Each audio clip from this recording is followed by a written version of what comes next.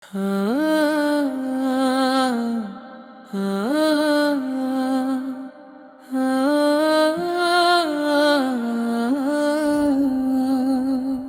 রাতের আকাশটা কেমন যেন নীরব, চাঁদ আছে তারা আছে, তবু মনটা বড় স্থির। ডায়েরির শেষ পাতায় লিখছি কিছু কথা, হয়তো এ লেখাগুলোই থেকে যাবে আমার পরে। ছোটবেলায় ভাবতাম জীবন বুঝি অনেক বড়, সময় যেন শেষ হবে না কোনোদিন। আজ বুঝি জীবন তো এক মুঠো বালুর মতো, মুঠো শক্ত করলেও ধীরে ধীরে ফসকে যায়। মা বলতেন বাবা নামাজ পড়ে নিস, বাবা বলতেন মানুষের হক নষ্ট করিস না। তখন মনে হতো অনেক সময় আছে।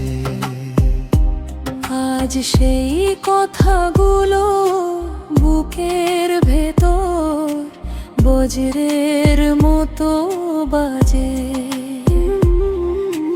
বন্ধুরা অনেক ছিল কিন্তু রাত গভীর হলে আমি একাই থাকি। তখন বুঝি মানুষের সবচেয়ে বড় আশ্রয় আল্লাহর দরবার। একদিন কবরস্থানের পাশ দিয়ে যাচ্ছিলাম, একটি ছোট্ট শিশুকে দেখলাম তার বাবার কবর জড়িয়ে কাঁদছে। সে শুধু বলছিল, বাবা একবার ফিরে আসো। সেদিন থেকে আমার হৃদয় বদলে গেল। আমি ভাবলাম আমিও তো একদিন চলে যাব, আমার জন্য কেউ হয়তো কাঁদবে। কিন্তু আমার আম্মা কি আমার সঙ্গে হাসবে নাকি আমাকে লজ্জায় ফেলে দেবে? হে আল্লাহ,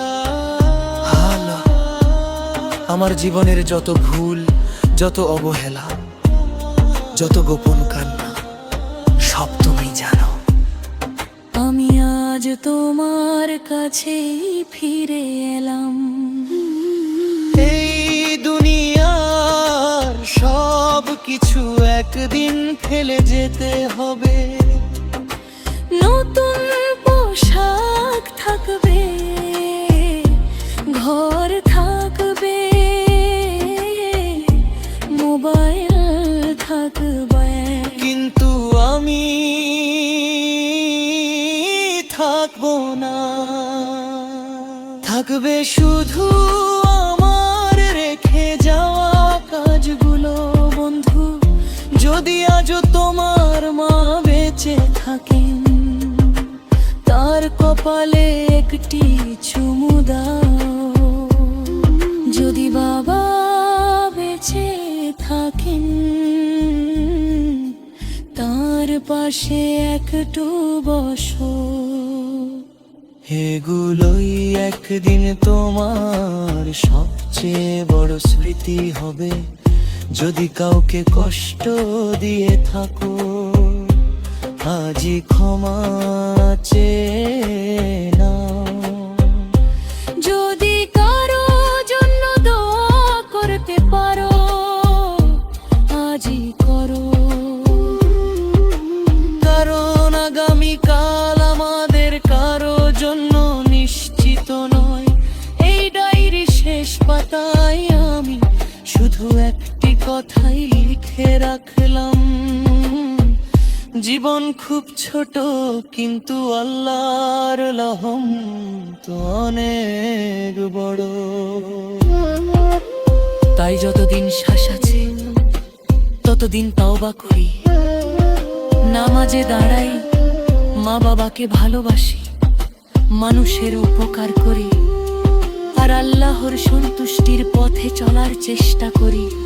হে আল্লাহ, আমাদের অন্তরকে নরম করুন, গুনাহ মাফ করুন, মা বাবার প্রতি উত্তম আচরণের তৌফিক দিন।